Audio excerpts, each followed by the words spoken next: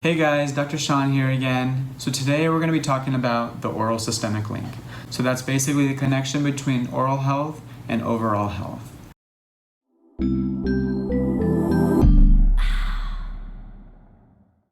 We have the opportunity to not only detect certain medical conditions, but also prevent them. So I'm going to go ahead and talk about some screenings that we do here in the office and that other dentists may do in order to help detect some of those medical conditions. The very first piece of information and the most important and the first tool used here at the office is the medical history form. This medical history form that the patient fills out is going to give us an insight into the past and present medical conditions that the patient had or has currently. The next screening here done at the office is the blood pressure screening. So here we go ahead and take the blood pressure for our patients, and this gives us an outlook onto whether the patient is high risk for heart disease or stroke. People usually go to the dentist more so than their physician, therefore the dentist plays an important role in finding out if the patient has high blood pressure or not. Another screening we do here at the office is the oral cancer screening, where we go ahead and check the lips, the tongue, the roof of the mouth, and the rest of the mouth in order to find any signs of precancer or cancer in the patient. We're looking for irritations, we're looking for white patches, anything along those lines that kind of put a red flag up where we need to have something looked at by a specialist or even go ahead and biopsy it.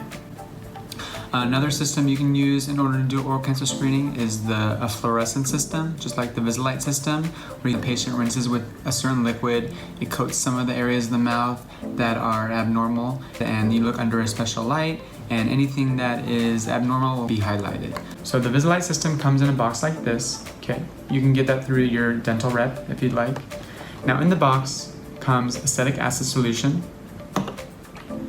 your light, the holder for your light, and your mirror, okay? So first step is to have your patient rinse with the acetic acid solution for about 30 to 60 seconds. After that, you're gonna put your light into your holder.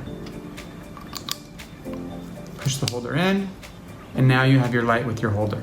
Now you're gonna take that light and the holder and insert it into your mirror. And there you go. There's your light, there's your mirror, and you're ready to do your oral cancer screening. So that's another system you can use besides just doing a visual. But at the very least, everybody should be doing a visual oral cancer screening. So sleep apnea is a sleeping disorder in which the patient's breath is starting and stopping while they're sleeping at nighttime. We look for signs of worn dentition, any kind of wear, any abfractions, any kind of basically signs that the patient's bruxing. And if we do see those signs, we go ahead and send them to a sleep specialist so they can help diagnose and treat their case. Some offices also do screening for diabetes. They check the patient's blood sugar level.